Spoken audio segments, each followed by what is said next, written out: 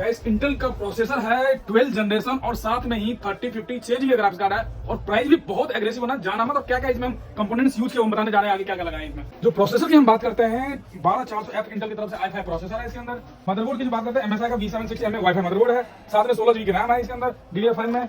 SSD की जो बात करते हैं 1TB Gen 4 SSD है। पावर सप्लाई की बात करते हैं गीगाबाइट की तरफ से आने वाला 450 वाला है और साथ में ही गीगाबाइट का 3050 6 GB का ग्राफिक्स कार्ड है इसके अंदर और साथ में कैबिनेट 4 पंखे वाला चमचमाता। और इसका प्राइस जो होने वाला मात्र 43,500।